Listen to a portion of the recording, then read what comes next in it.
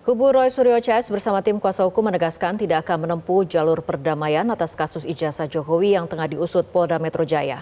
Roy Suryo CS menekankan pihaknya tetap fokus akan membongkar ijazah Jokowi di persidangan.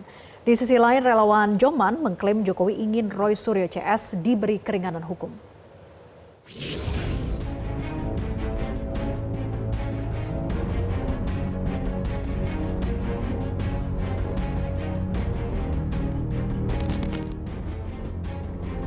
Wacana mediasi kasus ijazah Jokowi yang muncul pada pertemuan Komisi Percepatan Reformasi Polri dengan kritikus politik Faisal Assegaf ditolak mentah-mentah oleh kubu Roy Suryo CS.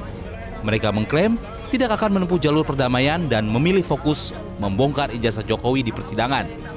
Kuasa hukum Roy Suryo CS Ahmad Kozirudin menjelaskan upaya mediasi seharusnya dilakukan pihak Jokowi saat gugatan perdata disidangkan berulang kali. Mantan Presiden Jokowi sebagai pelapor di Polda Metro Jaya seharusnya bisa hadir sendiri di pengadilan membuktikan keaslian ijazah.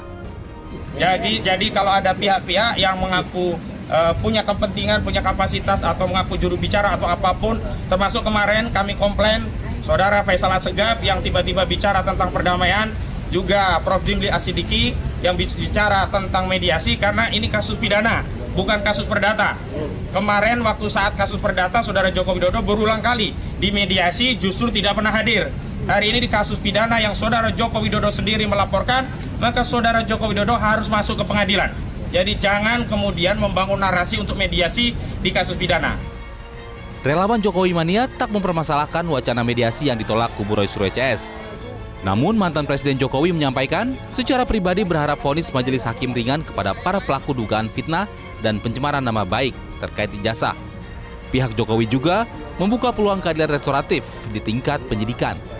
Itu akan dibuka nanti di persidangan, dan juga beliau mengatakan kepada saya secara pribadi ya waktu di Solo, beliau mengatakan kalaupun itu nanti ternyata ada vonis ya kepada mereka semua, saya akan meminta kepada majelis hakim untuk diringankan vonisnya tersebut. Artinya ini mengindikasikan sebetulnya beliau ini tidak suka untuk hal-hal diselesaikan secara pengadilan. Ini menarik sebetulnya mengenai restoratif justice itu. Apakah ini emang ada apa tahapan-tahapan yang harus dilakukan untuk restoratif justice itu? Kita melihatnya seperti apa nantinya dan kita serahkan kepada tim kuasa hukum.